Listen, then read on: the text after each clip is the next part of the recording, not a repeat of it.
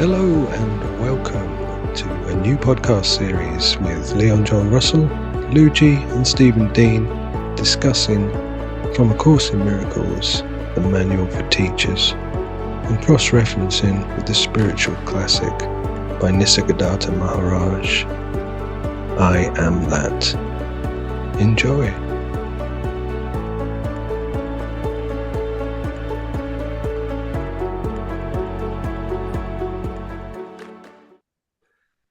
Guys, how are you? I'm fine, mate. How are you? And you, Luigi? Good to see you. Hello, gents. How are you guys doing? Oh, great. Yeah, good man. Wonderful. Great to Top be of the back morning. together again. If you say so. Well, it is for I me know and so. Steve. It is for me and Steve. We mute you normally. We don't normally tell you, but we normally mute your stuff. That's good. PG 33. Cool. Okay. So we're going to have a look at the characteristics of God's teachers, the next section in the manual. And because it's such a big detailed section, we've all talked about just focusing on the very first part, really, which is trust and even the development of trust.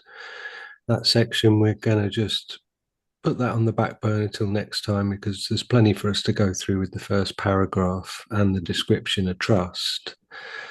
I do feel it would be remiss of me to not mention the wonderful David Dove Fishman when we're talking about trust, because he beautifully articulates the fact that trust is really the only aspect out of these characteristics that we need to develop, and everything else is like an inherent quality of the right-mindedness that is our essential nature.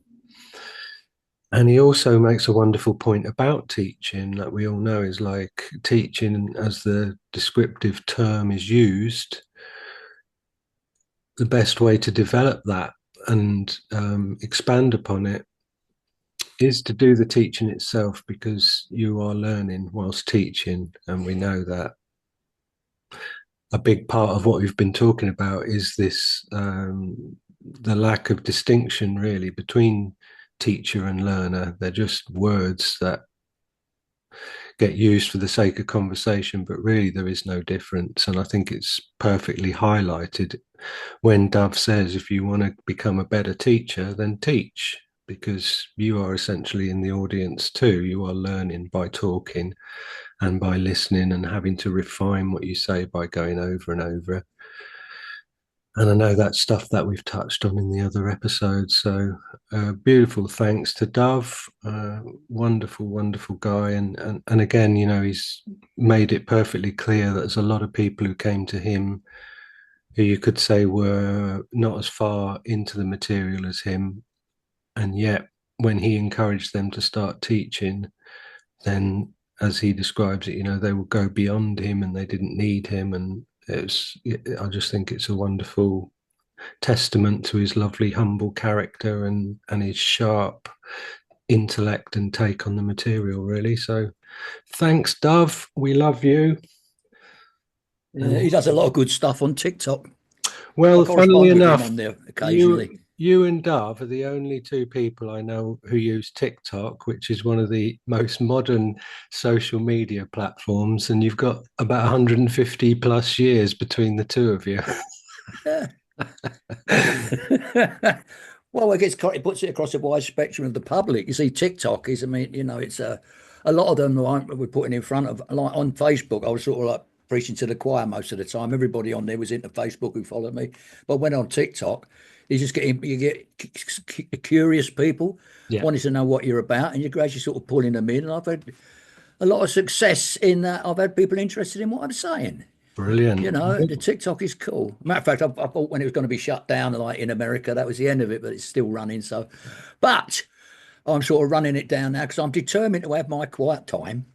I'm determined to go quiet, you know, and if I keep posting stuff, I'm not going quiet, but I keep getting inspired by I Am That. And I think that would make a good little video, that little point, you know, and I keep making them and sticking them on TikTok. But not, at the moment, I'm determined, though I can't say I'm not going to get inspired. not to make any more for the time being, because I want to have this Well, quiet.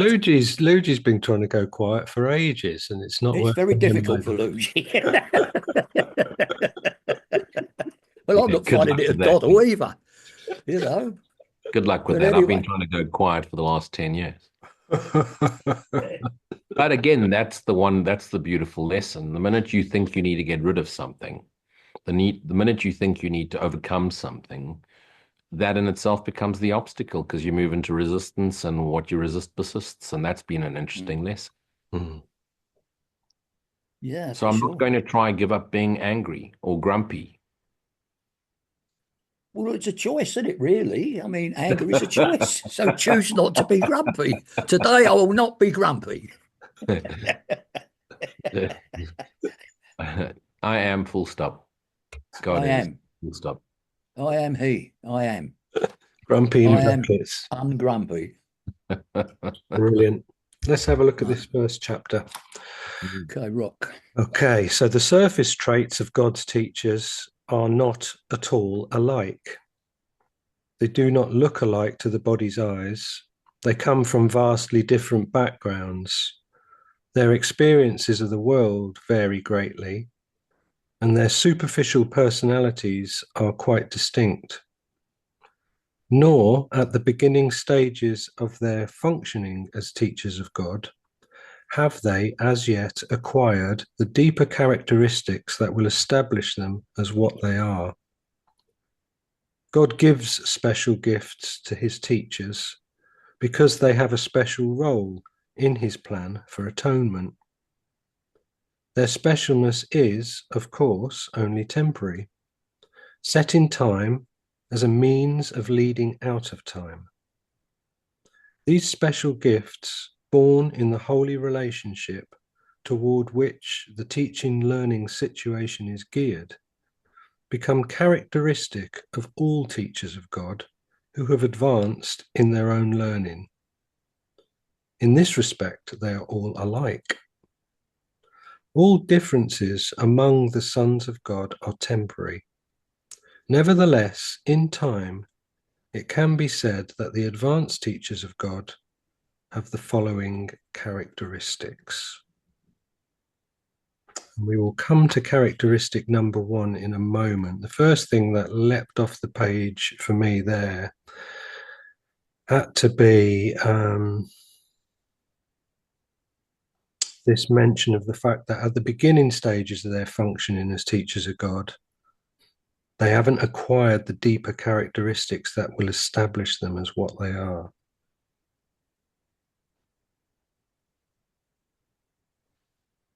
I think that's really purpose. Well, everything's purposeful, as we know, but in terms of implying that everything's already there, there's a process towards that deeper aspect of themselves, but the process, as we know, is already done, and it's the undoing in the belief that there needs to be a process. And yet, until we've removed that interference of God, it's like we haven't ramped up our potential to teach at the level that we will teach at once our understanding kicks in.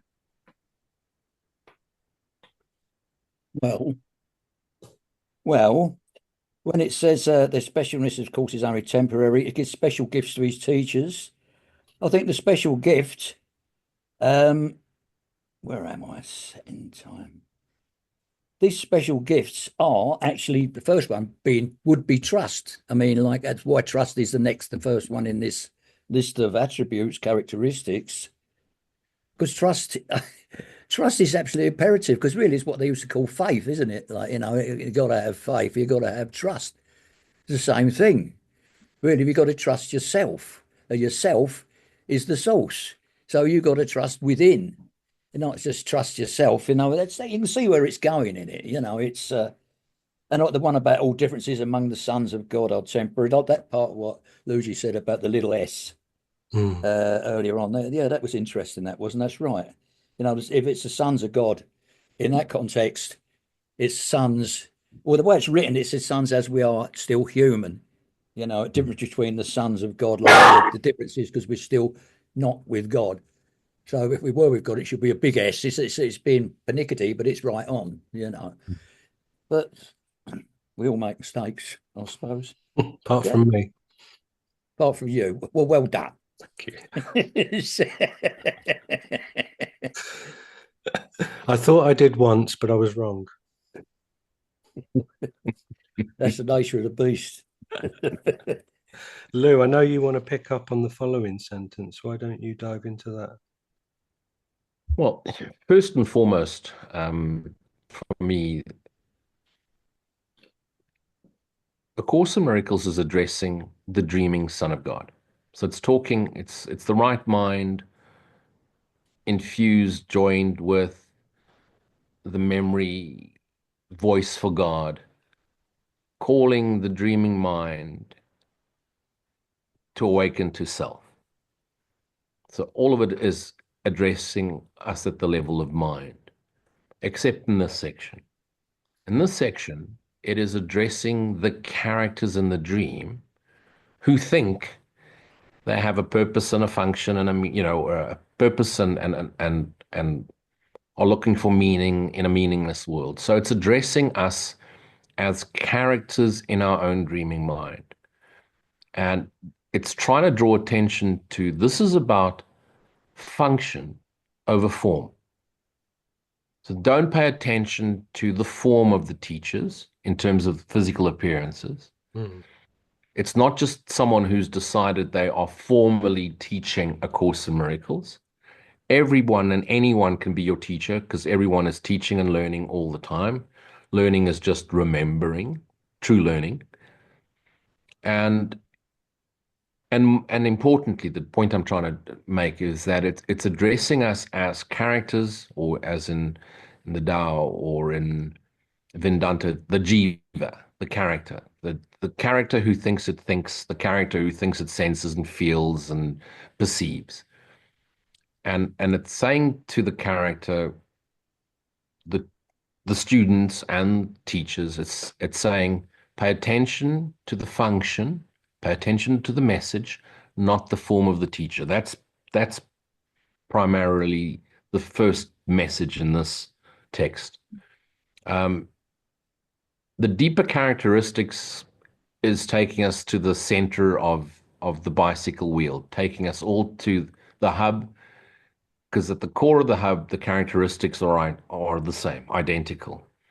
In essence, it's trying to describe our truest essential nature, the essence of our being, spirit, as opposed to the characteristics of the body-mind persona. Nice. Yeah. The other thing that's important here, and again, it's probably Helen's fault. Guilty. The voice doesn't make mistakes. I can hear Helen complaining in my ear now. Um, it's addressing us as jivas and trying to humanize the whole thing so we can grip onto it, because this is a vital section in the course. Never mind the fact that the manual for teachers is so important. This specific one, especially in terms of the development of trust, because there could be a very easy temptation, egoic temptation, to want to know what level you're at, and in the development of trust and how far you've come and how advanced you are. And I'll have a word with the voice, Holy Spirit, Christ mind, when I return there. And Yeah. we'll have a little bit of a growl session, and that is, dude, did you have to use the word special gifts? Because this could be very misleading. God gives special gifts to his teachers. I would have replaced the word, are you listening, Holy Spirit? God gives very specific gifts, unique and maybe in characteristics, externalized characteristics or ways of explaining. For example, the way you teach, Leon, or the way Steve teaches versus the way I teach, which is obviously way more advanced than anyone else.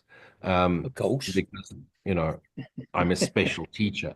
And there's the danger, because they have a special role in his plan. And it's not so much as a special role, but a very specific, unique role to play. And we got to drop that special. Like I said, Holy Spirit makes mistakes, or else Helen messed up and took it down wrong, and possibly Ken had something to say and influenced the. So let's blame our brothers, because that's part of the curriculum. Incidentally, that bit I there, want to draw attention to that. That's all. Just let's be wary that it's not special as in superior or more Yeah. advanced or whatever the case is. It's more in terms of specific and unique in the way that you do it. In his plan for atonement. So atonement is the awakening of the dreaming son. Their specialness, of course, is only temporary, and let's never forget that. And what is temporary is illusionary. So it's illusionary specialness, really, that may appear to be, some may be great orators, some may be wonderful at putting conferences together or workshops together. We've all got a very unique way of putting things together, and set in time as a means of leading out of time. And that is beautiful. So it's the collapsing of the duality. Time means duality.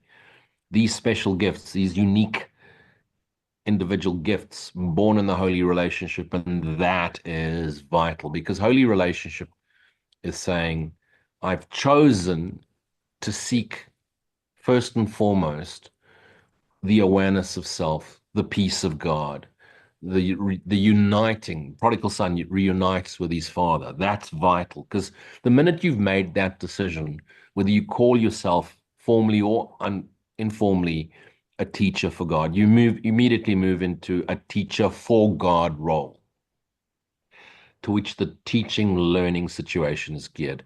Seek ye first the kingdom, and all else shall be given you. And so learning situations geared, they become characteristics of all teachers. So it's that dedication, and Steve just touched on it.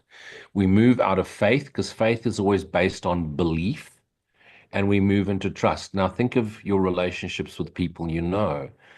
You only trust people you know. In true trust. I mean, we trust when you drive your car, you're in full trust that the oncoming traffic isn't going to collide into you. But in the formal word, trust means to trust someone means you must know them. And so trust also denotes that we know God, because we trust God means to know God. And there's no doubt. Trust means zero doubt. Faith is still vague. You have faith in a belief. There's a vagueness, there's a hope in it. But trust means it's a very firm, I know you, and I surrender, I put my life in your hands. And full trust. Full trust means I know you. So in full knowing. So I think that's important. That's an important take out of that. In this respect, we're all alike, whether we're teaching correctly or incorrectly, whether we're veering off, whether we're turning a course into a business or whatever the case may be, or we're blowing hot spiritual air up our trumpet. The reality is the truth of the essence of our greatest desire to remember self, remember God. That's what's important. And the rest could be ignored, easily forgiven, easily forgotten, Mm. for me. Mm. well, I agree with all of that. Well said. Mm. Actually, the only bit I would add to that, it's just as a little an aside, where it says set in time as a means of leading out of time. It's set in time. Well, our lives are already set before we get here, from beginning or end. So we're designated these roles anyway in time, until we realise what we are. Then we move out of time. Although, as I understand it, a physical being, as from Nisargadatta and all that, and in the course, our physical lives on the script stay the same. It's just that we realise, as I've said in a few videos prior to this, that we realise we're actually enjoying a ride on a vehicle inside a dream of separation. The actual spirit isn't separate at all. But we think it is while we're in the ride, because we step into the ride, so to speak, and become separated in spirit. And while we're enjoying it, enjoying, it all depends on the case, the experience of separation, it's actually, we're not really, we're just still sitting in a seat in a so-called holographic cinema, you see. Mhm. And that is, in that where it says moving out of time, out of our space and time, means that we're moving out of that.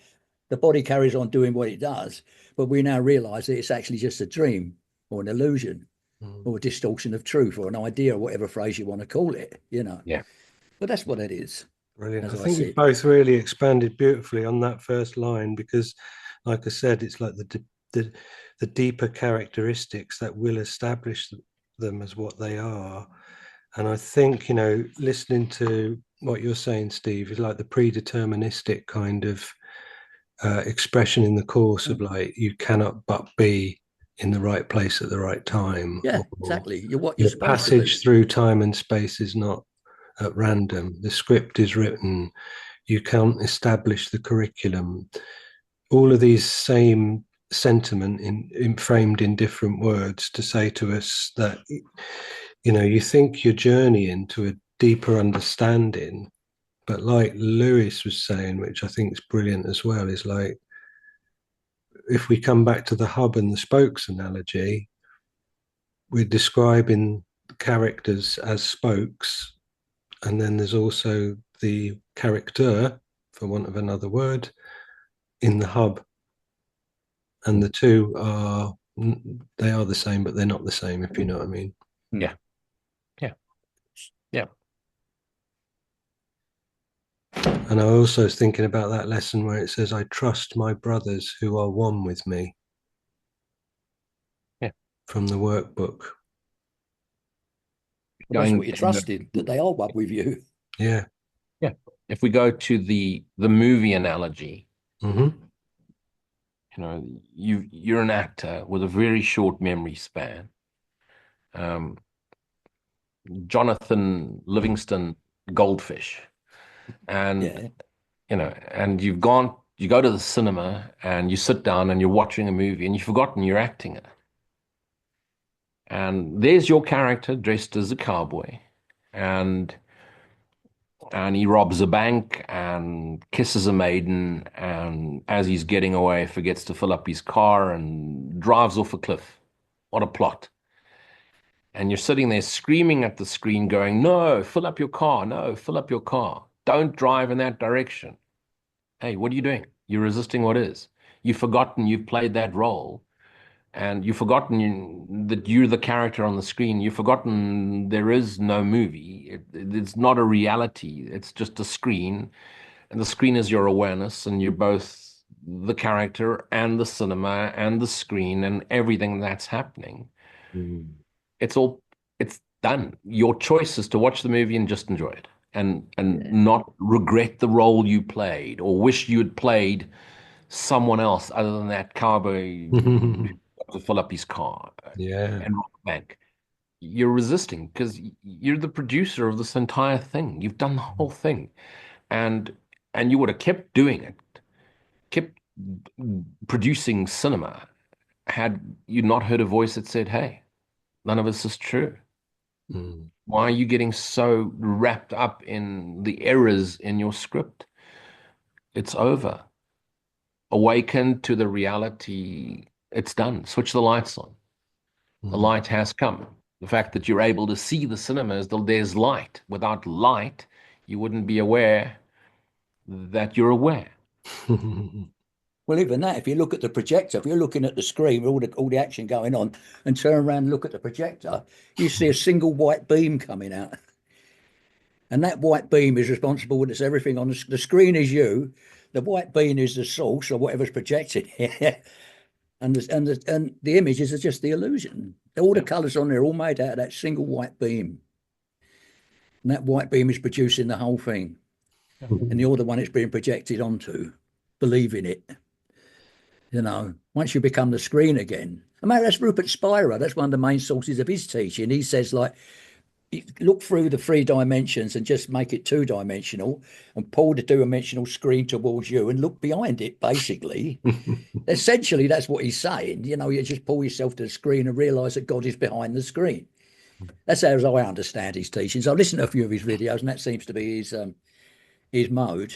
You know, he's very Well, good. I do appreciate you mentioning Rupert, because I was having a chat with Keith Kavanagh last weekend, and I was talking about my favourite podcast host, who's a guy called Simon Mundy. Used to be a journalist, and now he's got a channel on YouTube. He's had Rupert on there many times, and Francis Lucille, Bernardo Kastrup, Donald Hoffman, either alone or in different combinations. And he's watched Rupert for a long time and watched his evolution. And he was saying to him, why has your vocabulary changed? It's like a year or so ago, you were talking about awareness, the awareness of being aware. And Rupert's sort of almost nodding, knowing where this is going. He goes, and now you're talking about being. And he's like, yeah, that's the evolution. I've gone from the awareness of awareness to just pure being. And I was talking to Keith about that, because Keith's vocabulary has been super helpful for me as well. And there was one point where Keith said, it's the ego that resists the ego. And I was just like, wow, I love that. That's really, really helpful. Then he went through a phase of using the word allowing, and now it seems like he's gone for welcoming, which I think is a really nice sentiment as well, because to tie in with a bit of Ramana and Nisargadatta, and that lovely emphasis that they put on just the inevitability of the spontaneity, is like through observing, identification is like it's a given, it's a natural outcome, and when he says, just watch the self, he goes, go on, trace the ego, see if you can go all the way back to the source and see if you can find an entity, and you won't find an entity. And then, as we know with the Holy Spirit as well, it's just like a presence rather than an entity, that we all share this present moment conscious awareness. If you focus on that, then you are actually the master of your mind. You are actually steering the ship, and it will respond to you, and it will start to not go on these convoluted pathways into the world, chasing after thoughts and aspirations and desires to perhaps change or resist or to not allow or to not welcome. It will then respond to you, pouring in what you pour into it, and it will start to find its own attraction in that silence. So what you then observe is what you then identify with, and then it becomes like a little self-feeding circle in itself. Yeah. Yeah. Yeah, the Ouroboros, Gotcha. the snake that swallows his tail, is actually just a Yeah. coil, and he's just on a loop. And that's really what the next five stages are as well. It's just this loopy loop of madness, thinking you can find salvation or enlightenment or awareness by practicing some form of ritual or whatever the case is, or reading some form of material, and give up the search. Nisargadatta said it, Ramana Maharishi said it, um, Papaji said it, and Neem Karoli Baba said it. It's give up the search, stop searching.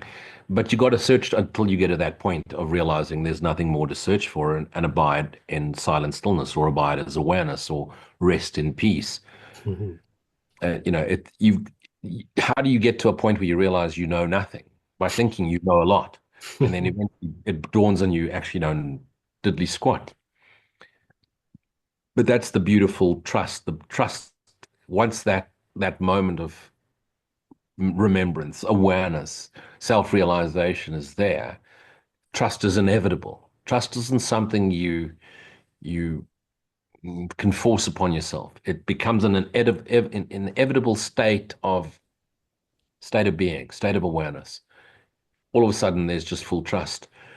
And at first, there's the faith playing a role, Mm. because faith is based on the belief and a concept, because we're remembering through concepts, we're learning through concepts, and eventually it just becomes a brain filled with concepts, and some of them sound contradictory and polar opposite, and yet the sense of it's all there. And then that day of the true trust, that holy instant when trust Mm. becomes you, You just drop, all of a sudden, you drop all that content, and the true learning begins. And that true learning is the undoing. Because we seek for understanding, we seek for knowledge in order to understand in the hope of transcendence. And there comes a moment, the holy instant, when all of that is just dumped. You just throw out all those books, all those concepts, all those beliefs, and there's just the sense of there's this knowing, and you have full trust in this knowing, because the knowing is being is shared, and therefore the knowing of self and God is one indivisible self. And that holy instant, which that wonderful prayer says, this holy instant I give to you, knowing full well that in your direction I, never mind, will find I am peace. It's the beauty of this is there comes that moment in time where time collapses, dissolves, and the real teaching journey begins. And what is the teaching journey? It's just we're reminding ourselves of what, not who, what we truly are. The who is still in the layers of the dream. The what is right-mindedness. So the who could be spokes and the what could be the hub. Absolutely. Yeah. Nice. Thinking about it, I just this crossed my mind while Lucy was talking. Yeah. My trust in the course began when a friend of mine lent me the course. I told you a story before. She lent me a copy of the course, and I read a few paragraphs, and I somehow I knew it was truth, even though I didn't understand it properly. I knew it was the truth, and I knew oddly that I was going to teach this. You know, which it made me think like I'm destined to do that. That's why, because I just knew I felt compelled to teach this. I knew it straight away. But my trust began more or less straight away. Because as soon as I started to learn it, started to study it, I just knew it was true. I was trusting it, and I was trusting it to teach me. It was teaching me trust. My trust was already there, but it had to feed this trust till it built up until it was absolute. You know, trust is, you know, it's like an inevitable. I've always trusted it. Like an inevitable outcome, you know, when it says the deeper characteristics that will establish them as what they are, it just leads you to that inevitable outcome trust, which is it's at the start and it's at the end, and there is no middle and there is no start and there is no end. I'll tell you what I would like to emphasize as well is as we do find the deeper meaning, we shouldn't be hard on ourselves when we get sucked into past paradigms or a past model or old ideas. You get a lot of people who think that, oh, you know, I've been on the good foot now for a while, or I'm a year into this, or I'm 10 years into this, and I'm out in the clear. I'm in the woods now. This is it. I'm done. I'm never, you know, I'm going to have a Ramana Maharshi and never have a bad moment ever again. You know, and yet they do, and we do, and everyone does. And I like to refer back to what Bill Thetford said was like about the pendulum swing.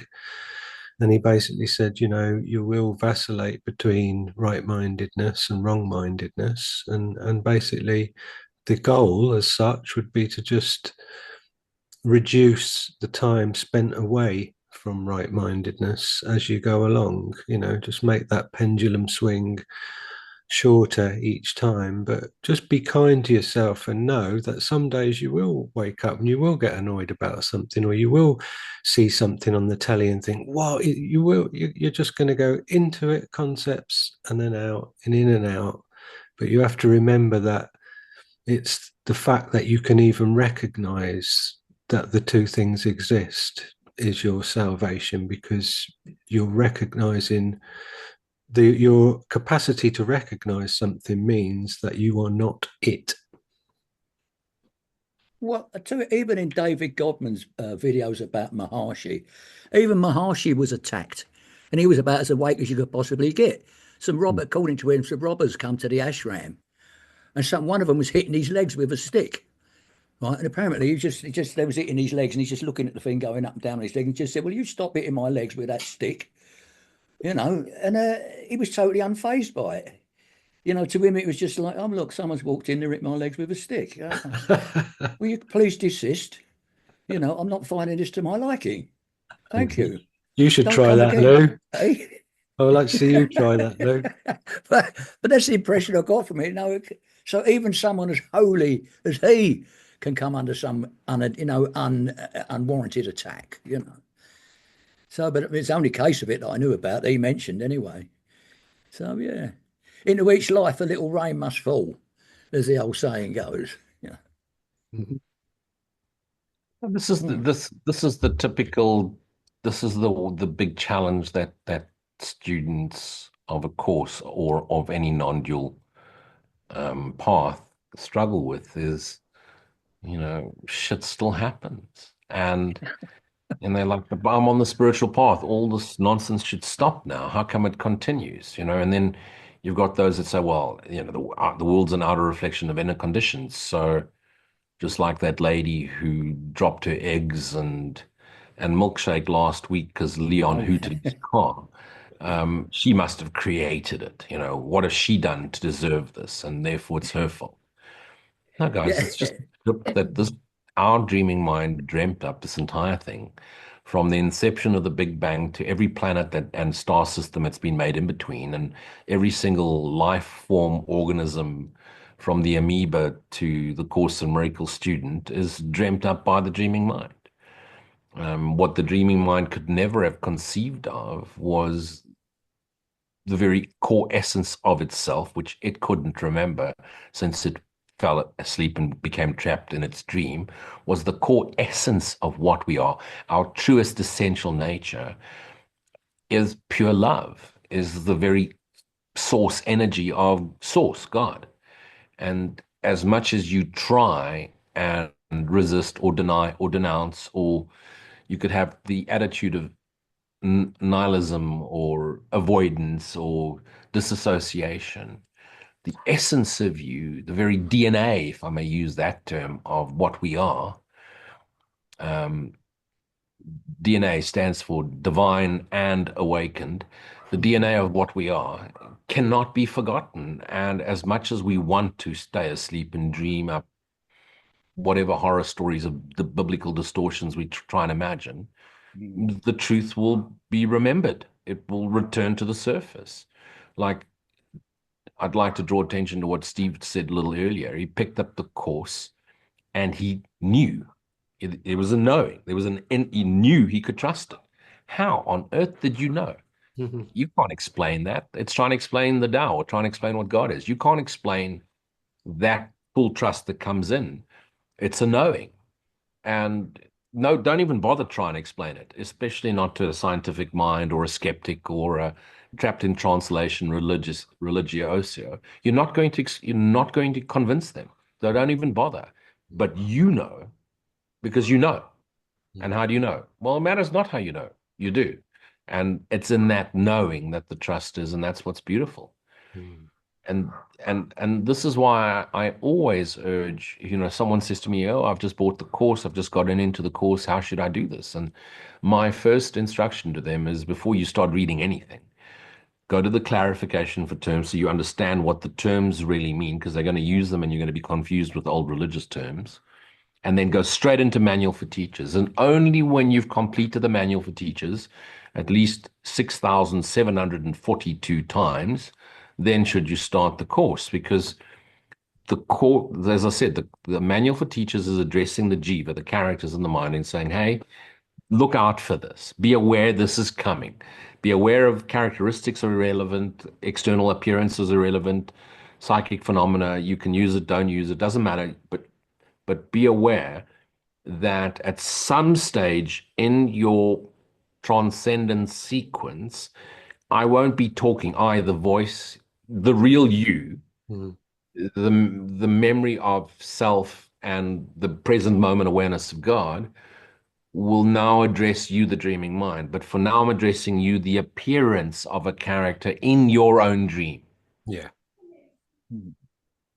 And then the rest just falls into place. And the minute you try and stop resisting, stop denouncing, stop trying to run away from it, or trying to control it, the opposite side of the coin. Yeah. The minute you surrendered to, not in the course I know, but which really means align your will with God's will. The minute you align, surrender into your hands, I place my life, and you're fully willing to forget you've ever existed as a different character or a spirit that's had millions of incarnations, and only remember and only know, know the essence of self, that moment you are set free.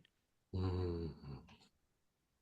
And it only 16 billion years to figure it out. So let's just make reference as well to something that you drill home about the memory of God, and something that Steve's spoken about before, which is like, we can't remember God because God isn't in the past. The actual to say remember is like it's a disorientating signpost, if you like, because it implies that it's not in the present moment, which is the only place that it can be. So yeah.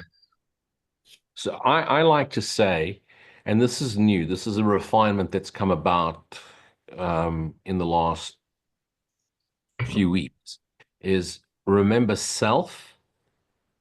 So we, the Jiva characters, remember ourself as the dreamer. So we can remember God because we appear to be in time. I mean, we can remember self because we appear to be in time. So we remember self, and then we know God. yeah. We don't remember God. We remember self and know God. The minute we remember self, we know God. That's it. And interesting, to bring Rupert Spira into things again. When Rupert does his thing about your Mary's asleep in London, dreaming that she's Jane on the streets of Paris. Hmm. And then he makes the distinction and says it's not Jane in Paris who wakes up and remembers she's Mary. Beautiful. Because Jane in Paris doesn't exist. Correct. It's Mary who's in bed in London, asleep, who wakes up to remember she's Mary, and Jane was never real. And every other character, including Paris. Paris itself. Yeah. And London. The only challenge. The world. The universe. Yeah. The only challenge I have, and this is important, Course in Miracles teachers, and students. This is why this is the most advanced course of non-duality in the universe. Thank you, darling. Thank you. Is Rupert makes a fundamental mistake, which he refuses to admit. And I know he's been challenged on it a few times, and he just goes, nah. So let's say Mary is dreaming. She's Jane on the streets of Paris. So it's not Jane that wakes up, it's Mary that wakes up. All the characters, Paris dissolves. Mm-hmm. And Rupert's in my humble opinion, Rupert's mistake is that Mary is now God dreaming. Yeah. And naughty Rupert.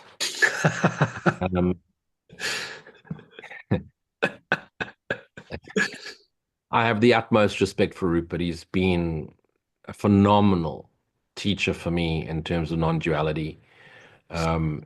I've had millions of arguments with him in my head. Punched him in the nose twice at least, in my head.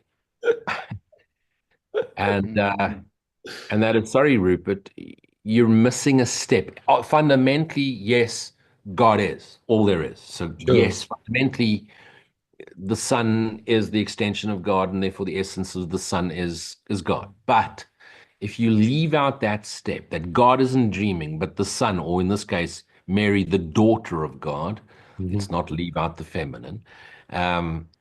Mary is dreaming, not God is dreaming. And once Mary realizes she dreamt up herself as Jane on the streets of Paris, Mary awakens to herself and realizes, oh, I'm home. I'm in my mother's home. I've never left. Yeah.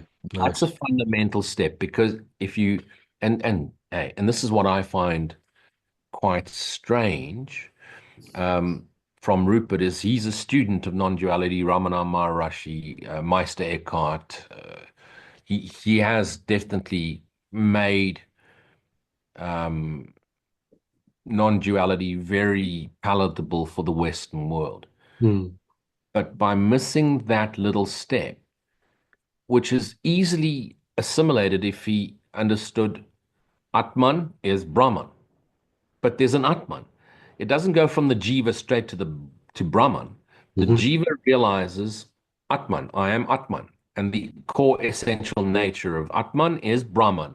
Yeah. Atman is Brahman. So the sun is the extension of God. Atman is Brahman. Christ is extension of God. Christ is God. But there's an important step, because without that step, it's easy to understand why the novice, first time, or a non-dual Course in Miracles student says, but hang a second, if God is dreaming, how could God dream of evil if God is pure love? And so that's what that little step fails to Yeah. explain. Yeah. If Mary was dreaming she's Jane and she's getting mugged in the streets of Paris, then hang a second, that mugging is in Mary's mind, not Jane's mind. But then if Mary is God, then muggings are in God. Mm-hmm. Not possible. Mm-hmm. It's only Yeah. because Mary has forgotten she's the son or daughter of God that she can dream of muggings, of Jane being mugged. Yeah. Once Mary recognizes it was all a dream, there will be no thought of muggings on the street of Paris. She awakens to the reality of she's never left the kingdom, and she then dissolves the identity Mary, son of, and becomes pure light extension of God. The Son of God is a temporal identity while we dream. Once the dream is over, there is no Son of God. There's just pure extension. Yes, I know in the Course that it says sons of God, but what other language do we use for Judeo-Christian awakening fractured selves, but old religious terms? But if you were to go into the pure non-dual, sun is just pure extension energy. And once that extension energy recognizes it is extension energy, it's over. It's just the continuation of God's extension ever now, eternally now, is all there is. God is all there is.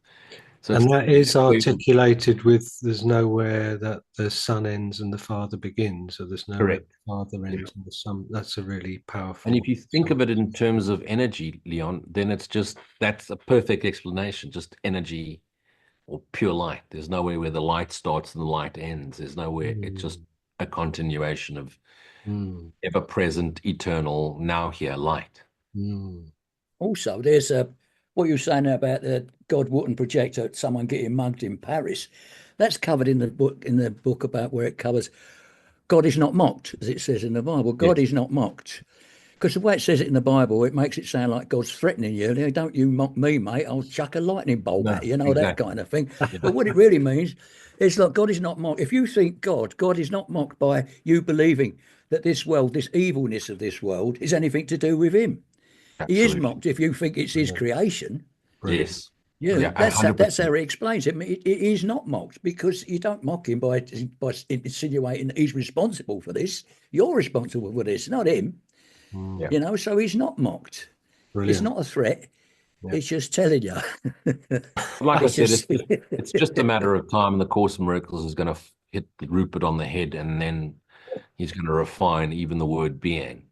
Um, well, he got dragged I'm along full of to a a great, I full of a can't Bill great. Free, Bill Free. I can't think of his wife's name at the moment. They got a little ACIM society, and they got Rupert Spira to come along to a Course of Miracles meeting, and it was a Zoom meeting. He came along, and I watched some of it, and he said he regards Course of Miracles as what's it called, New Age. He said, oh, this New Age stuff is like real, and he sort of like kind of disregarded it, Mhm. but he didn't seem to realise that he was teaching the same stuff as him, more or less. Yeah. And it's not New Age. I mean, New Age. It's not New Age in my way of looking at it. The Course of Miracles is individually itself. It's Well, not related to any New Age Are kind of. you, does that mean you haven't got any crystals just out of sight there and you don't do chanting before we come on? No, I don't as it Oh, goes. Like, you know, I'm hold on a minute. uncrystallized. Hold on a I am minute. without crystal. No, I haven't got anything like that.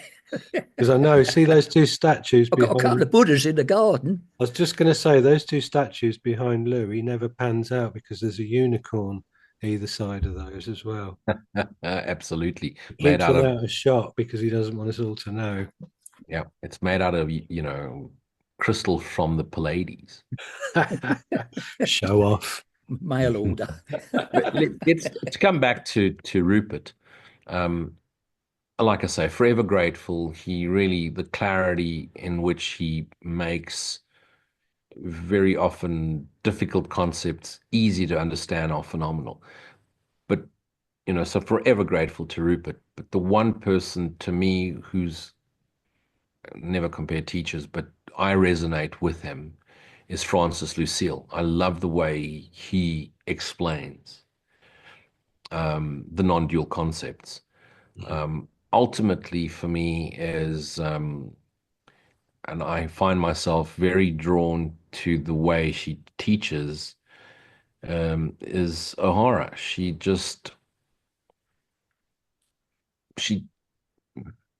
I know she uses the term awareness, rest is awareness, and I find myself using the same terms. Um, Phenomenal. Just the clarity, because it's as Steve mentioned in last week's episode, we get so trapped in the makeup of the dream and the layers of the dream of the projection and the layers and the spirit world and of the secret dream. We get very spirituality gets very trapped, and there's thousands of videos on near-death experiences and so forth and so forth and what happens there and the channelings. There's more and more channelings happening now. What all of that does is it makes the whole illusion of first dream, secret dream, and projection real. Um, at some stage, you have to drop all of that, bypass it, go directly to right-mindedness, to self, to the remembrance of self and the knowing of our source, God. Um, and without that little interim step, Mm. there's a major failure. Um, Whereas Candace O'Hara to me takes you direct there and takes you instantly there. And from our conversation, I believe Keith Kavanagh is doing the same, and the Argentinian teacher um, Nick Arandes. Nick Arandis, he's doing it as well, taking us directly there. And I can understand that becomes a natural progression for teachers for God. Mm. We're going to go there, and through direct experience, we're going to want to share it. Mm. Um, what's important here is no matter what it appears as, it's all temporary. And one of the most important takeouts I've had from A Course in Miracles is never, ever compare teachers. One of the mistakes I made was I got quite angry with teachers for what I thought was them misleading students. And because I then got trapped in being angry and trying to correct um, their errors in judgment, I got trapped in the judgment. Yeah, And it was through yeah. It's easy my done. one of my groups and one of my talks and one of my students, who's a teacher in herself, that it was brought into my awareness that what I'm now doing is, although I see the error, I've made it real, I now judge it, I get trapped in it, and I now get the attack thoughts because the empaths get all defensive, whether the person is doing right or wrong, and now the empaths attack you, and then they judge you for judging. So the empaths now get trapped in judgment Right. and say you're judging. And hang a second, I want to stop that. And I just dropped it. I completely dropped it, and I said, okay, I'm not talking about other teachers anymore. And the script is written, whatever going to play is going to play. I'm going to teach my way. If you're going to ask me my opinion, I'm going to share it with you, just like Papa G said. If something appears and disappears, it was never real. If you're going to ask me if so and so is real, I'm going to say to you, if it appears and disappears, it isn't. Return straight to right-mindedness, light of awareness, rest is awareness, abide in silent stillness, Mm. face your shadows, surrender them, abide. Holy Spirit does the work. and God takes the final step. That's But a it's wonderful admission as well, because that comes back to Mm. earlier with me saying, it's really important that everybody knows, however far down the road, the imaginary road, however far the imaginary distance down the imaginary road you think you've imaginarily traveled, yes, if you can find something else, like you're admitting to yourself, because, let's not forget that in that imaginary journey, Jesus, as a character, one of the spokes on the hub, from the hub, yeah, plays a role. And then as you go down the imaginary road, Jesus moves into the role of the abstract, which is the Holy Spirit. Then yes, the Holy Spirit, you realize, is you. yes, And then you realize that you've never left yeah, God. God's only available in the moment. We call that the holy relationship, the holy instant. My holiness envelops everything I see. Holiness becomes a superfluous term because there's no opposite. So, it's really cool that you're sharing that, because mm, somebody might be going, well, Lou's, he's been looking at this stuff since he was a little boy. He's had like the Tao Te Ching since he was 9 years old. He's had this, that. He's probably never going to blah, blah, blah. And you're saying, look, within the last month to two, I've noticed how I can refine my perception so that it leads towards truth and not away from it. yeah. And dear listeners, dear brothers, students for, teachers for God, students of A Course in Miracles, the characteristics to you, you may look at me. Some people think I'm very angry because they don't understand not the 9 o'clock news. Um, the characteristics are superfluous, temporary, irrelevant, um, of absolute no consequence whatsoever. Can you look at the teachers and say, okay, this one is for me. I fully align with this. Or no, this isn't for me. I don't align with this. Hmm. Um, the three of us have connected because, as I've mentioned in the previous episode, you guys completely agree with me and you think I'm wonderful. If it wasn't for that, I wouldn't want to be your friends. I Find those appreciate that that. you resonate. Find those you resonate with, you know, find those whose message hits home and Hmm. stay there. And don't compare Lou to Leon.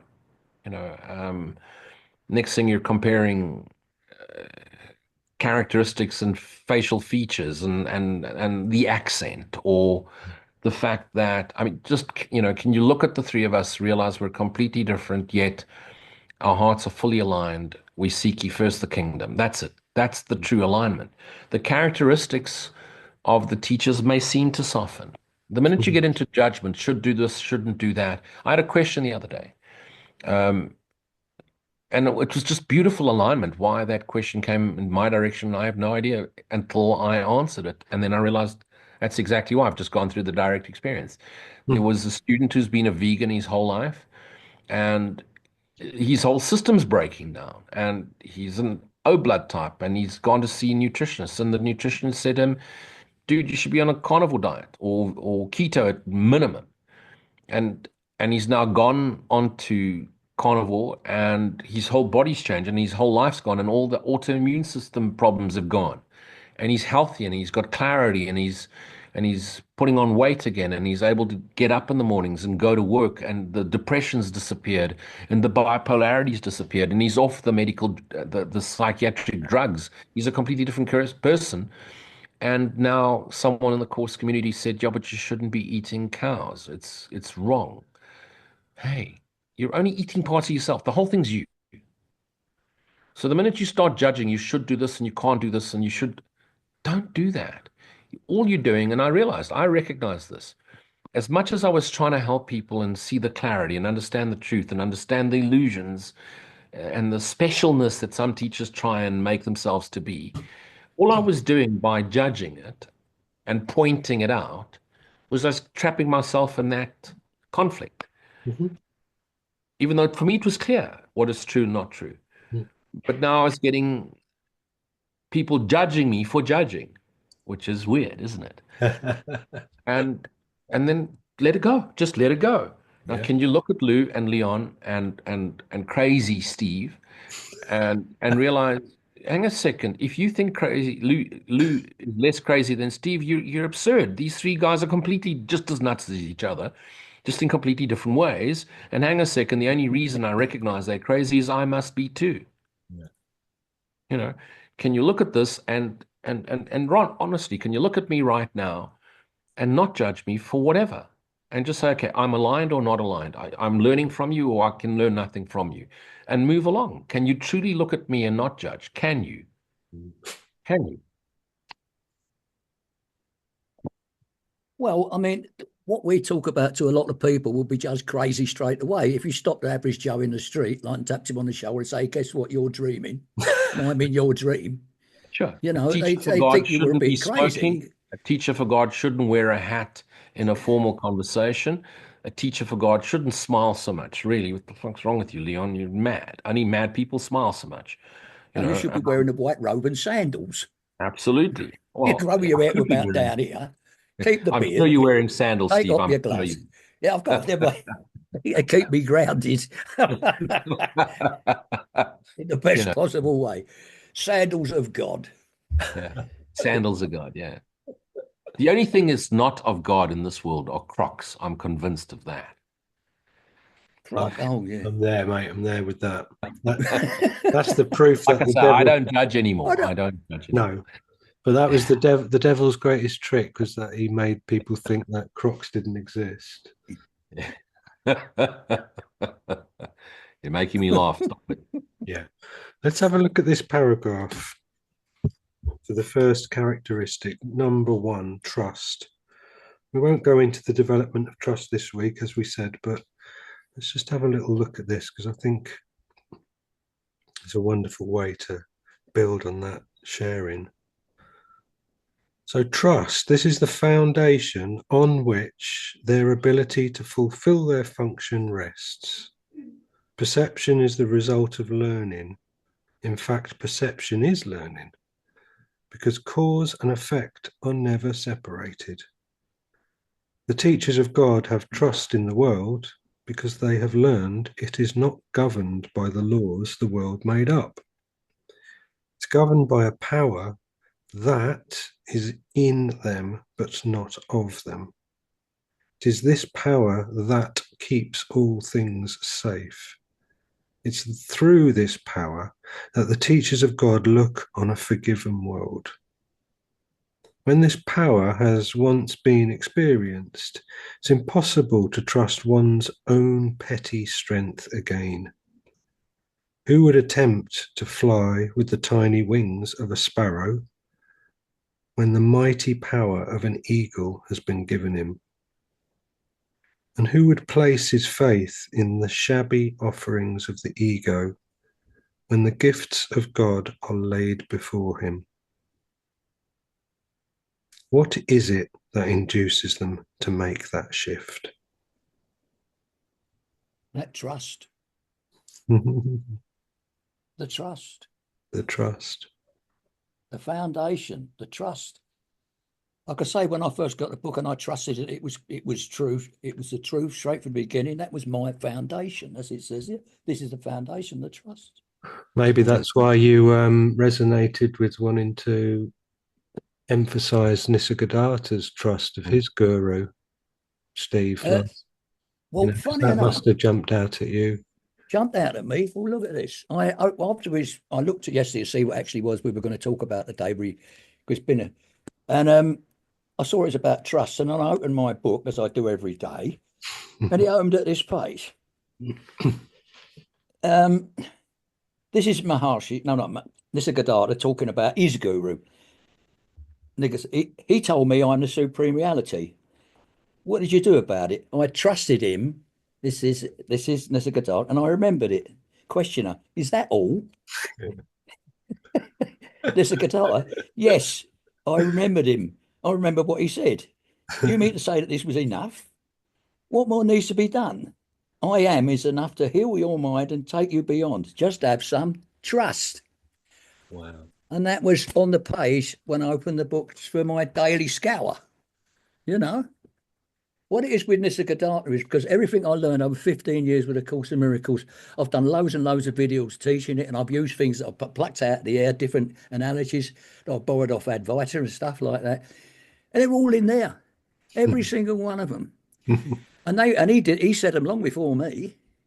So I'm sort of latching onto some universal inner mind here. Because Yeah, like the but it's ideas, meeting you where you are. You're becoming a more refined version of yourself. that's it. That's it. I can understand every word from beginning to end. I saw a video by Ajashanti the other day, and he said when he first started, he bought this book, he read it, and he couldn't understand a word. And then when he became enlightened some years later, he read it again, and then he could. And I thought, wait a minute. So if I would have read Nisargadatta before I got the Course in Miracles, perhaps I wouldn't have understood a word. But now I can understand every word. I certainly am enlightened at least to a certain degree because I can. And I fearlessly say, I understand every word, and every word of that is true. No, I know it is. No truth.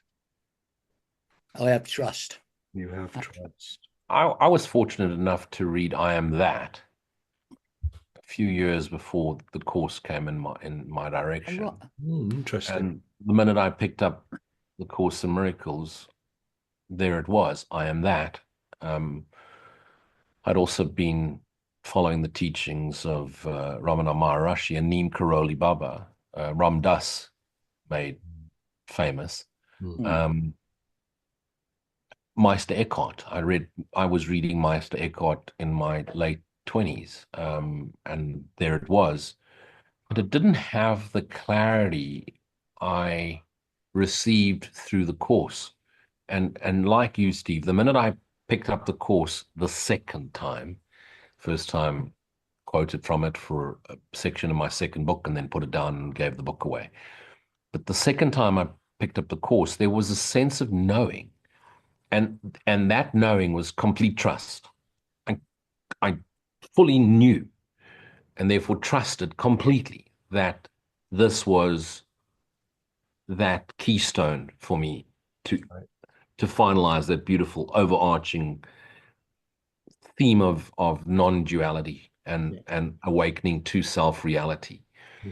Now that I've read the course countless times, I found the Upanishads, and there they are, and the Mahavakyas, possibly the oldest text ever.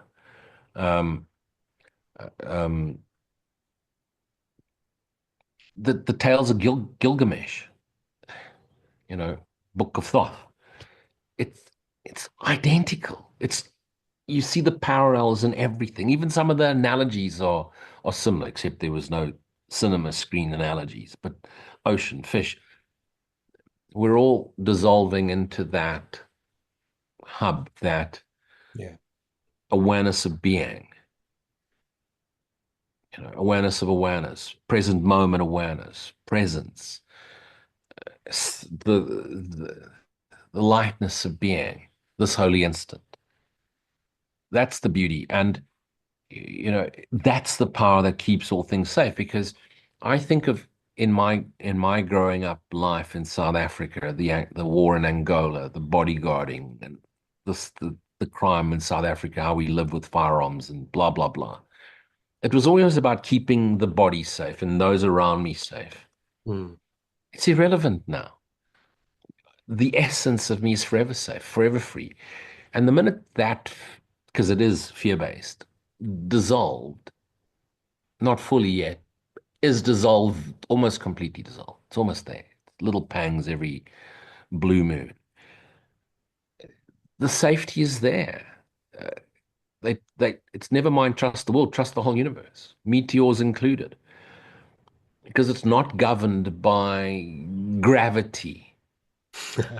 It's governed by love. It's governed by a power that's beyond us, yet is in us and flows through us, because it's the essence of what we are. Holy Son of God, you are love. You are made as the love extension of God. That's what you are. Your function is the extension of love. Your essence is the extension of love. And once it is known directly, how can you not trust it?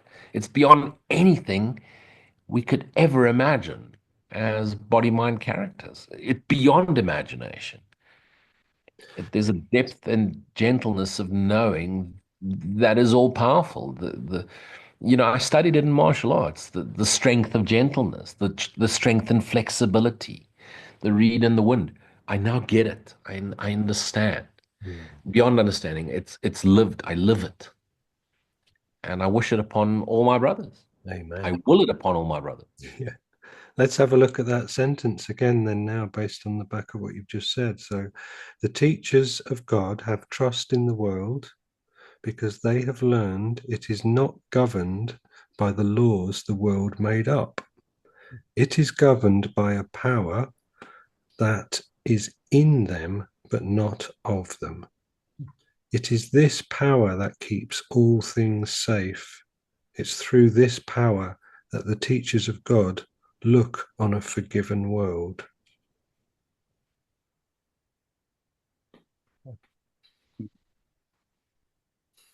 Because what do we think governs the laws of this world? You realize all of us are thought forms in the dreaming mind. What is a thought form?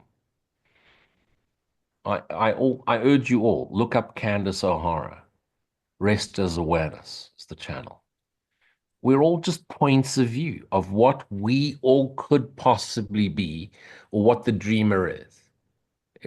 It's the dreaming mind has spat out all these thought forms, thoughts, points of view as to what it could be. When fear entered the dreaming mind, it thought of a gazillion ways, or 8 billion on this planet, of ways of staying asleep, of forgetting the core essence of what we are, of staying trapped in our delusions, of laws made in a world. What are all these laws? They're just points of views. What are beliefs? Just points of views. What happens when you return to the knowing I am?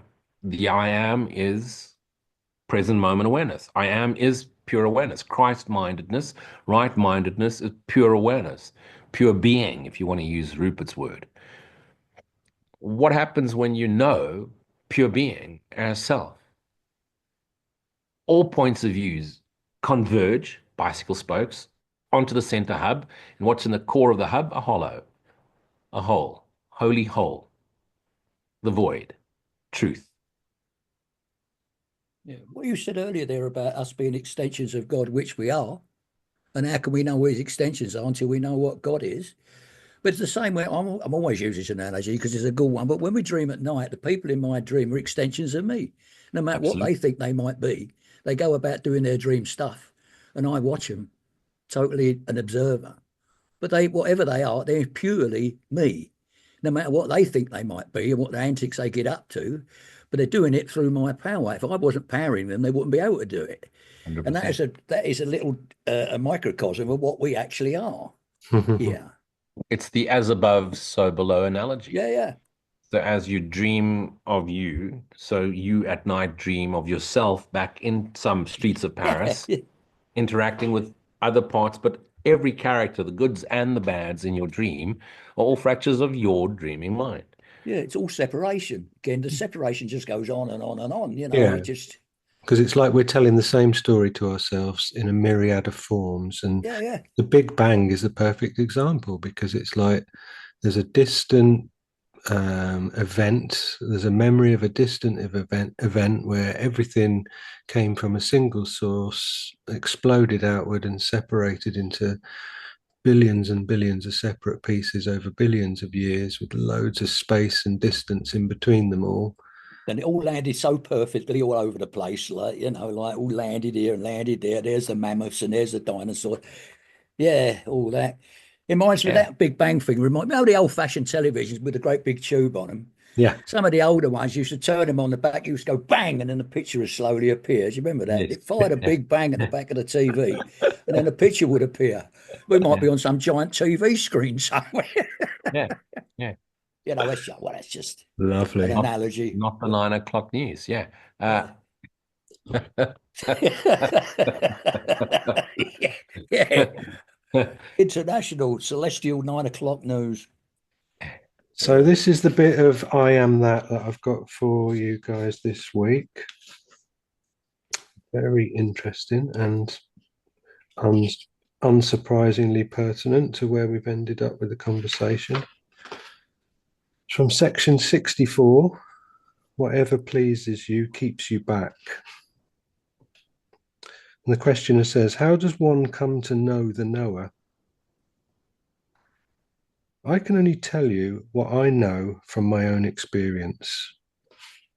When I met my guru, he told me, you are not what you take yourself to be. Find out what you are. Watch the sense I am. Find your real self. I obeyed him because I trusted him. I did as he told me. All my spare time I would spend looking at myself in silence. And what a difference it made. And how soon. It took me only 3 years to realize my true nature. My guru died soon after I met him, but it made no difference. I remembered what he told me and persevered. The fruit of it is here with me. What is it? I know myself as I am in reality. I'm neither the body nor the mind nor the mental faculties. I'm beyond all these. Are you just nothing? Come on, be reasonable. Of course I am, most tangibly, only I am not what you may think me to be. This tells you all. It tells me nothing, because it cannot be told. You must gain your own experience. You are accustomed to dealing with things, physical and mental. I'm not a thing, nor are you. We're neither matter nor energy, neither body nor mind. Once you have a glimpse of your own being, you will not find me difficult to understand. We believe in so many things on hearsay. We believe in distant lands and people, in heavens and hells, in gods and goddesses, because we are told. Similarly, we are told about ourselves, our parents, name, position, duties, and so on. We never cared to verify. The way to truth lies through the destruction of the false. To destroy the false, you must question your most inveterate beliefs. Of these, the idea that you are a body is the worst. With the body comes the world, with the world God, who is supposed to have created the world, and thus it starts. Fears, religions, prayers, sacrifices, all sorts of systems, all to protect and support the child man, frightened out of his wits by monsters of his own making. Realize that what you are cannot be born, nor die, and with the fear gone, all suffering ends. What the mind invents, the mind destroys. But the real is not invented and cannot be destroyed. Hold on to that over which the mind has no power.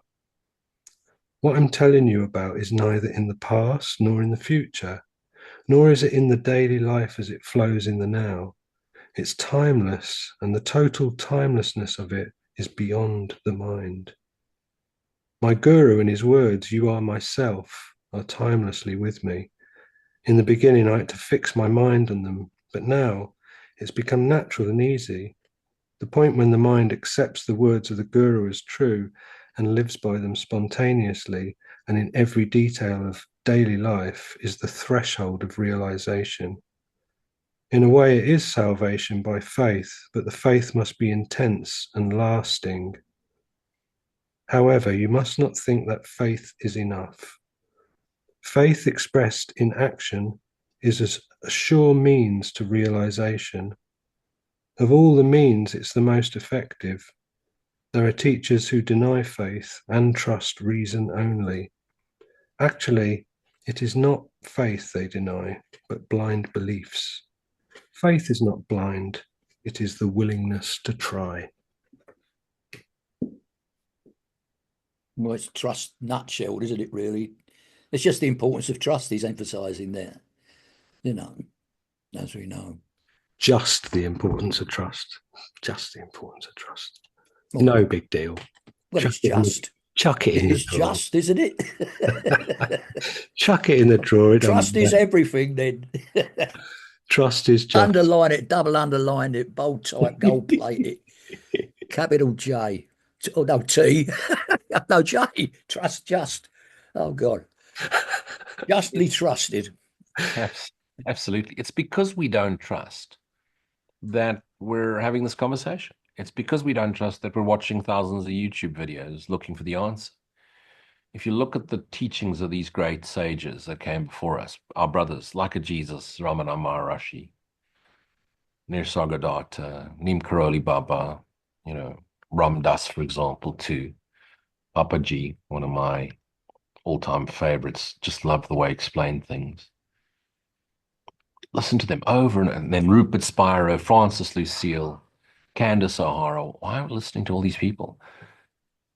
Who did Ramana Maharishi listen to?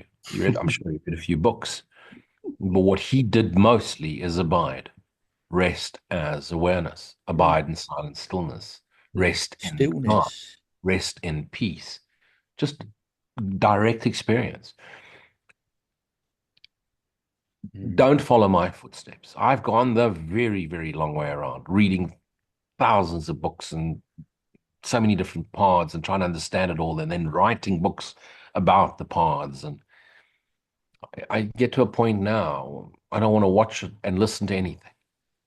I just abide, rest as awareness, in awareness. And even while I'm going about my day, the awareness is still all pervading. It's all always present. When did this flip?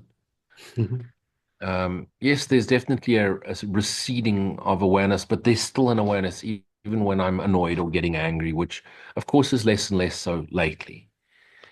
Um, we we we say we trust, but we don't. We say we have faith, but we don't.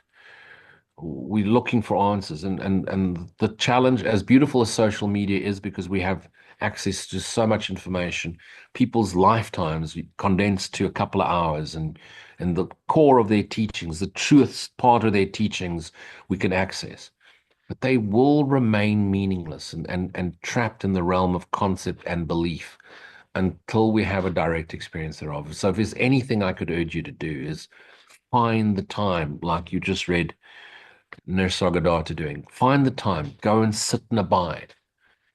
And don't trust me. Try it. Go and abide. Go abide in silent stillness. Look upon yourself. Find the source of the thoughts. Find the source of your delusions, of your shadows, of your painful memories. Try and find the source. You won't find it. Trust me, you won't find it. I've looked my whole life, can't find it. But what you will find is silent stillness.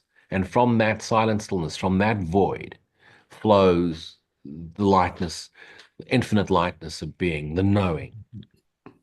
And the transcendence, or what people call the enlightenment, the transcendence, the awakening to self, the real self-realization of I am that which dreams, I am that which observes the content of my dream. I'm both the contents and that observing it. I'm all of it. And if I'm that which observes and the content, then there is something beyond that. Sink into that. And I can't explain it. No, it's Other beautiful. than to try and use words, joyful peace, infinite lightness of being, concessions. Mm. I will it upon Pure all my. love. What's that, Yeah. Steve? Just pure love. Yeah, Pure love, brotherly love, or whatever type of love it is. It's just love. it's just love. And it's like I was thinking about this love thing the other day.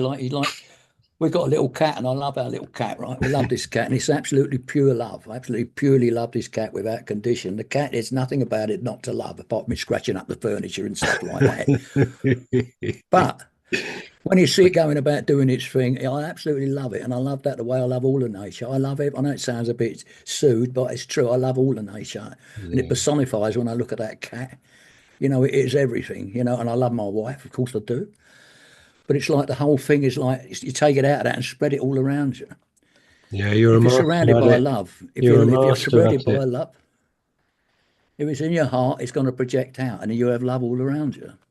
And I That's can why, tell you, as somebody who observes you, that you're a master at it, and it's a beautiful thing to be in the presence of and to see it in action, because the simple truth is that it's you are authentic, and the part I of thank you for saying that. I do feel authentic. I feel love. I do course, feel it. that's when Lewis first said to me a couple of years ago, "Do you know this guy?" And I was like, "Not heard of him." He's like, "This guy's got it going on. He knows what he's talking about. He's I authentic." appreciate that. I appreciate that. Yeah, we appreciate you, dude. You're fantastic And I and appreciate you too. I brilliant. really do. I love you, both of you. What I love about Obviously, Steve, now that we're putting him on the spotlight, is Mhm. is the Pedestal, please. Come on, put him on a pedestal. complete and total innocence in which he does it. Yeah. Just complete and total joyous lightness of being flowing through him.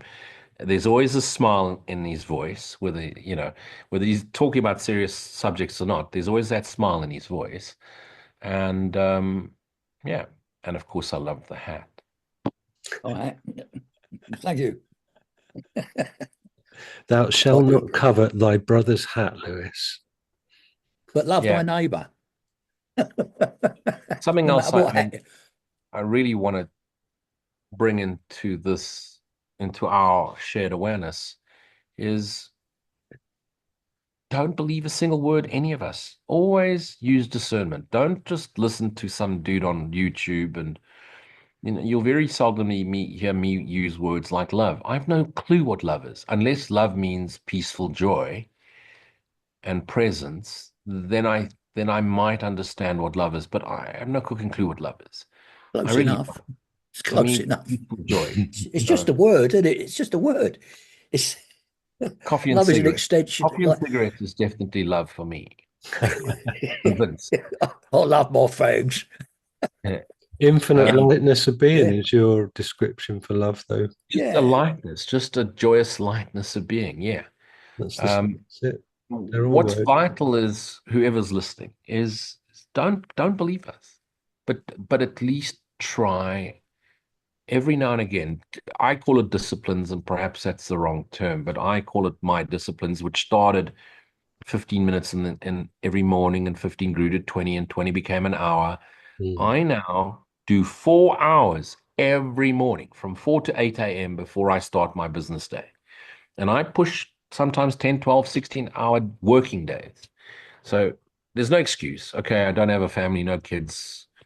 But uh, I've got cats too, but they pretty much look, I send them out to go hunt, they bring groceries home. Uh, I urge you do it. For this Jiva character, what was life compared to present moment experiences, universes apart. The anger, the frustration, the vengeance, the constant alertness, looking for any potential, all of that's gone. The Mm. people smiling back. Leon spoke about, when you walk with a dog, it almost gives you permission to smile at people, make eye contact. They look back at you. Hey, it look really weird if I walked around with my cat. So stroking the cat, going, that just look weird. So people smile at this character that never happened before. I connect with people everywhere I go. And I am a loner. I generally keep to myself. I live alone. I spend weekends, weeks, months alone. Mm. Um, other than the business interaction. But socially, I have a very, very, very quiet, reclusive life. And I used to be suspicious and I didn't trust anybody, didn't trust people, didn't trust the world, look for danger everywhere. Today, I joyously go out and it reflects back at me. Mm. I urge you, try it, abide. Forget about reading, forget about learning or understanding more. Read your course daily, but even more than read. Because as you read, you learn, you understand, you pile up the concepts. As Mm. you abide, you clear the filters, Sure. and you have need to learn or absorb anything. It gets cleared for you. Who doesn't? Holy Spirit, your willingness. That's all it needs. Your willingness to let it go. Your willingness to forgive yourself for dreaming. Your willingness. And how did this happen? distillation. Mm. Distillation from that little willingness. And I think it's brilliant that you brought this up as well, because, you know, Nisargadatta does say to somebody, I think the guy's got like a lot of children and he's got a wife, he's got a job, he's got a house. And as we know with Nisargadatta, he's headed off towards the mountains when he awakened to the nature reality. And then he turned around and went back to the madness of Bombay because he knew for him it wasn't up there in the mountains. So when somebody presents him with this equivalent kind of scenario and says, look, I can't just sit here and shut the world off and try and witness the nature reality through the lens of my so-called separate self. And he's like, no, you can't. He goes, because you've got to feed your children, you've got to feed your wife, you've got to put the roof over your head. And but what he does say to him is, if you actually look in the busyness of your day, in all those interactions, there is a lot of spare time for witnessing. You still go about your business, you still tick all those boxes and meet all of those responsibilities, but there will be a lot of spare, quote unquote, spare time, but there'll be a lot of time that can facilitate this silent observation of the way things are. And we know in A Course in Miracles, that's called forgiveness, this completely passive position from which you look at everything that appears to be happening, whether it appears to be good or appears to be bad, or something appears to be fast or slow or up or down or whatever. And you look on all of it without judging it, and just allowing all things to be exactly as they are. And that is trust. And that trust is based on the fact that you know the power, which we know is love, the infinite lightness of being. It's not coming from the world, it's coming from beyond the world. But then again, with the beautiful thing of the Course, it's like the translation of this horrible place, the world, you know, this is where you could stay trapped in a dream forever and all these horrible things can happen to you. The Course just flips that over and goes, this place is the classroom for forgiveness. So actually, it's absolutely beautiful, and it's got the reflection of heaven in everything here, because what else could light it? Like Steve said earlier, if you look over your shoulder in the cinema, what's coming out the projector room? It's just a beam of pure white light, and we're interpreting that on a screen with characters. And if you have that viewpoint, that and then you navigate this way of not invalidating experience, your own or other people's, so that the kindness and the compassion is there. Yes. Then you can enjoy the experience. You can have a happy dream, as the Course likes to call it, and you become a messenger for God. You become a minister for God. You walk amongst everybody, emitting a light that's in them, that they go, what is that? What is that thing you've got going on? Oh, that's you. You're seeing yourself in me. We're just all a mirror for one another. And you just get the dust off the mirror so someone can see their pure reflection in it. Yeah. Yeah. Yeah. What can you say? Yeah. Yeah. I agree. Right. So amazing. Wow. How lovely was that? I Final enjoyed that thought. immensely. I enjoyed that. Mm. Final Good. thought. I mean, here we are having this conversation.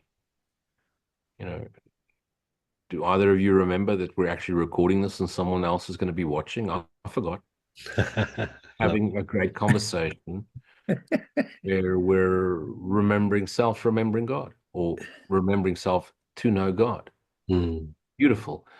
Think of our brothers that came before us. They didn't have the access to all the social media and Mm. an acceleration. That's why there's a quickening, there's an acceleration. We're Mm.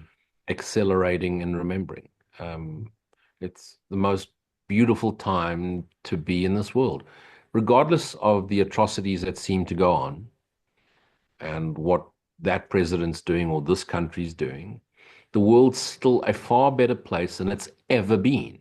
Mm-hmm. unless you have past life memory, which you don't, regardless of how spiritual you think you are and how special you think you don't, unless you go I and do a don't. regression. You have snippets, little memories. The world was a far worse place 100 years ago. Just imagine 1919, First World War, or God. 1937 to 40, whatever, Second Yeah. World War.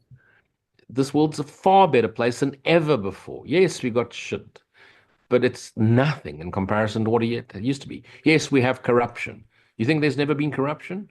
From the day of Julius Caesar and before. We're lightening. We're lightening up. Well, Don't ever get trapped. in a world Sorry, of perfect opposites, there's always going to be conflict. precisely. Don't ever get It's trapped. always, you know. Someone's enlightened and you're not. There is no individual that enlightens. The individual recognizes the difference between our subjective, objectified reality and has a holy instant, a glimpse into eternity where everything starts to become echoes for eternity. Eternity now here. Don't beat yourself up that you haven't gone far enough, that you still have thoughts of suffering, that life is still struggle. Hey, all of us do. But your willingness to abide in silent stillness, rest as awareness, rest in God, knowing you've never left, and and abide. I'm not talking meditation where you're trying to escape. Mhm. Abide, whether you're observing thoughts, not trying to denounce them, not trying to push them away, just observe. Be present here now. Whatever comes up, be aware. Don't resist, don't fight with it, don't go into the story. And your willingness to remember. It took people thousands of years, lifetimes to figure it out. Your willingness to remember. That's it. Yeah. And I'm That's willing. I will to will thy will. Or to shorten that whole sentence, inshallah. That's it. Says it all. Yeah. Amazing. Okay. What a beautiful place to tie a sweet little bow around that gift to ourselves. And like you said, Lou, because we're consciously not considering what we're doing and where it's going, and it couldn't have a more pure, beautiful energy because to have all, give all to all. Simple as that. So thank you both for another absolutely fantastic conversation. That will Thank you, my mate. no doubt put a light step in my walking for the rest of the week until next time. Okay. Lovely. That was great. I'll see you all next Thank week. you, everybody. Thank you, my friends. I'll see you. Have a Take good care. one. And you. Cheers.